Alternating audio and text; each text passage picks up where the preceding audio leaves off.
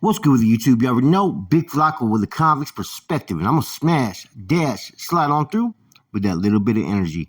Please hit the like, subscribe, comment, do all those things to help support this channel, and hit that bell notification for future fire content. As you can tell by the title and thumbnail, we're gonna be talking about the second fundamental phase, or second basic fundamentals of a Norteno schooling, right? Which is basically the Norteno language. Now, this could also be referred to as Norteno communications. Now, basically has three languages that you're going to have to emphasize on, which is proper English, proper Spanish, and proper Nahuatl, the Huazalinguillo dialect, which is from a small area in Hidalgo, Mexico, which is a dialect that the NF elected to use in the early 90s. A lot of that was influenced through Tibbs and Stork. Now, in the 90s, it was kind of very effective because there was different dialects. Therefore, the MA was using a whole different dialect, which is more the classical. And then the NF was using the Huazalinguillo dialect, or Huillo dialect, which allowed them to do different types of communications, right? And it was passed along to the Norteños and Nuestra Raza members at that time. Now, proper English is basically, using the thesaurus, how to properly write, how to properly present yourself, and how to use a more enriched, enhanced vocabulary.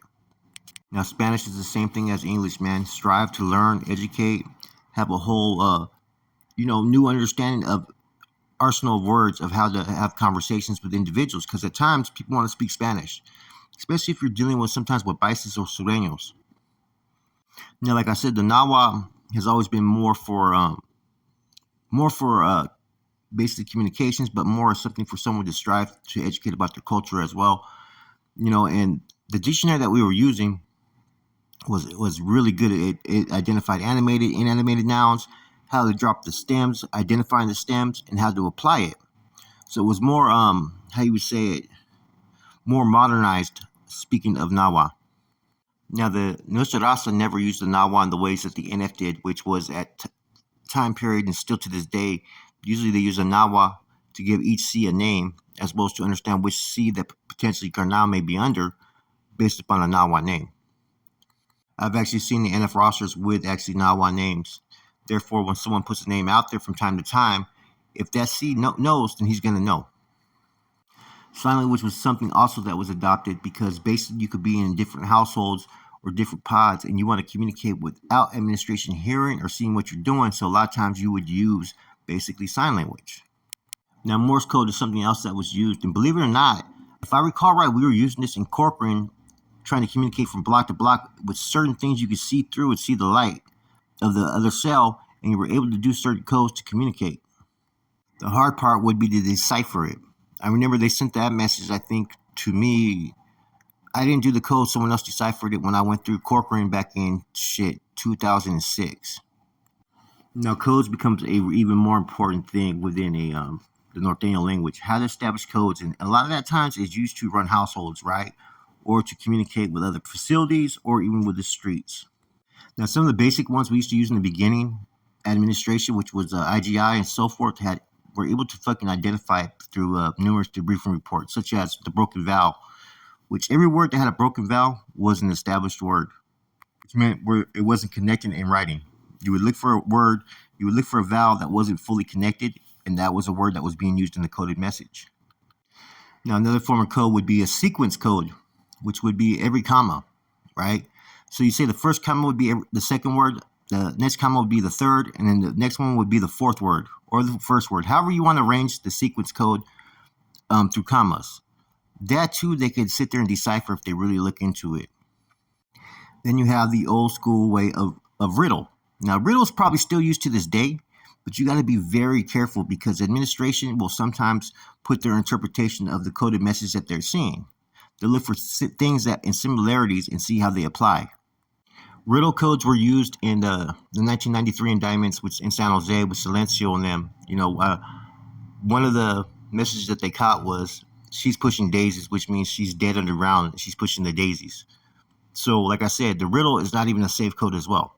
Now, we also used to send in messages through legal law, which what we would do is you get a legalized embossed stamp from a legit law firm, whether you need a lawyer or you created one yourself, and you put together some legal messages inside paperwork. It would look like regular paperwork, right, with regular legal work, and you go to page like 27, and page 27 would have written in there the message, basically typed up.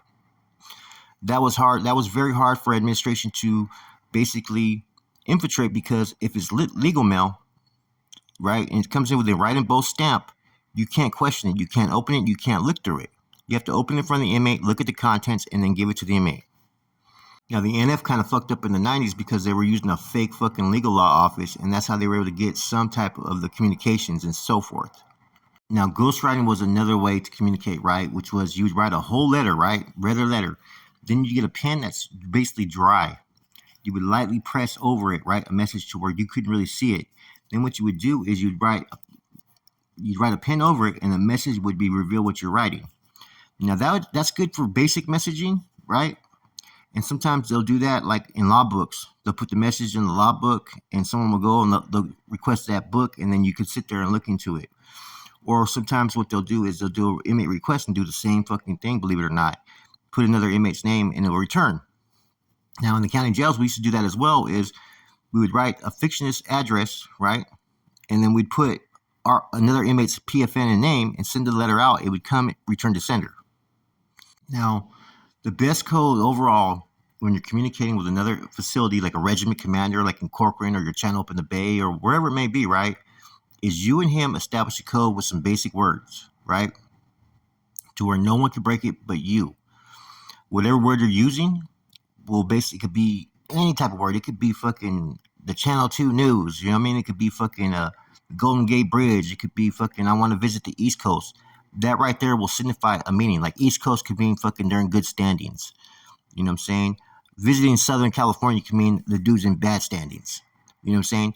And you want to keep it basically to the to what's going to be necessarily needed. You know what I'm saying? As far as when you're communicating with that person.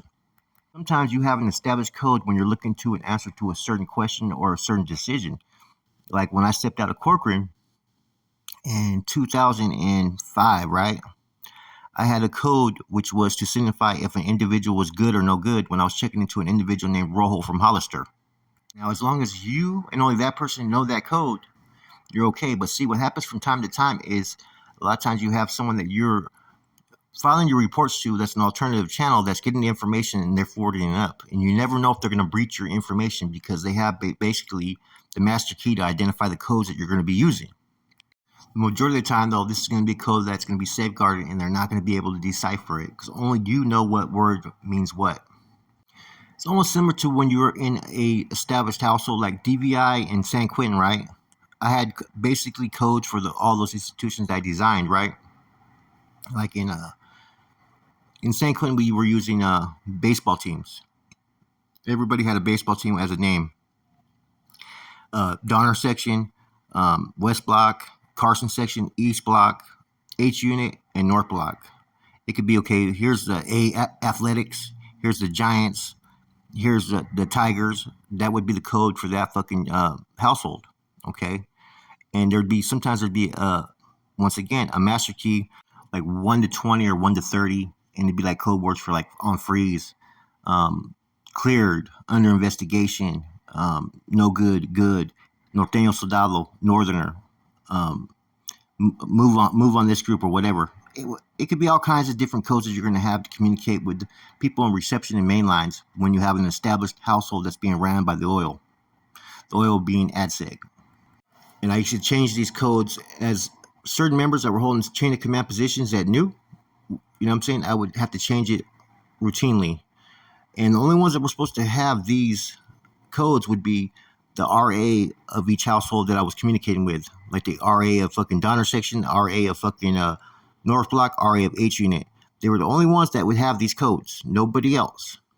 And in DVI, we used to use the legal law to communicate from the oil. Therefore, you knew that it was coming from the right source.